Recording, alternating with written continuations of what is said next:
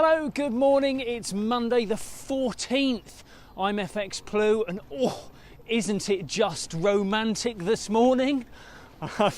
Anyway, the UK economy grew by 7.5% in 2021, which was the fastest in any of the G7 members. Sunak would have been made up about the pace of the growth. But before we all get drunk from that punch bowl thinking, check out the UK recovery. The UK also topped the charts as the fastest contraction the year before. So the rebound was rather to be expected. And overall, balancing out the last 2 years, the UK placed fourth. Just outside the medals. So not quite as good after all. But hey, that was last year and this is this year. And this year we have a higher cost base to look forward to. April will see an increase in the national insurance contributions and the government's cap on energy bills will also be increased. Both elements mean that household incomes will take a bit of a hit even before we factor in any inflation, so we can expect consumer spending to fall as the households rebalance their budgets slightly. And then, of course, yes, there is inflation. We have inflation data out on Wednesday. The headline figure is expected to be about 5.7%. That's up from 5.4% in December. And the core figure, stripping out all those more volatile items, that's forecast at 4.5%. Up from 4.2. The next MPC meeting is March 17th, and by then the inflation data will be out for February as well. So if inflation is still on the up at a fair old lick, market will be debating whether we'll have a third consecutive rate hike.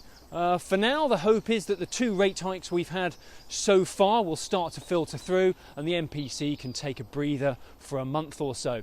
In the market last week, sterling was fairly flat against the dollar. There was no significant data to trade on, and Boris avoided any new cock-ups. Well done, Mr. Johnson. We start the new week from around 135.40 against the dollar and around 119.35 against the euro. So over in the US, did you see this? There was a Dr. Dre concert with Snoop Dogg, Eminem, Mary J. Blige. They even threw in 50 Cent for a change. Get it? 50 Cent? Some change? On fire today. But lo and behold, they had an American football game play around either side of them going on stage. It was really rather dramatic. Hashtag go Rams. But anyway, back to business. The Fed meeting is on the 15th of March. An expectation is that we'll see the first rate hike since 2015. There's been plenty of speculation about this. The key question being, does size matter? And will they make up for lost time, jumping in with a 0.5% rate hike? This certainly looks more likely after last week's inflation data, which saw the headline number up to 7.5%. And the Fed is now in a bit of a rush to bring inflation under control. That said, playing catch up is one thing, and the Fed does need to be careful not to chop the recovery off at the knees. Inflation is rising at a decade high rate, so they're probably okay to start with 0.5%.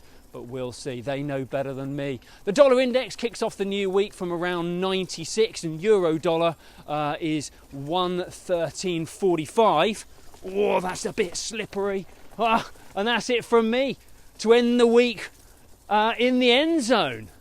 Touchdown with me again tomorrow. I'm telling you, I've still got it. Still down with the cool kids. Hashtag go Rams.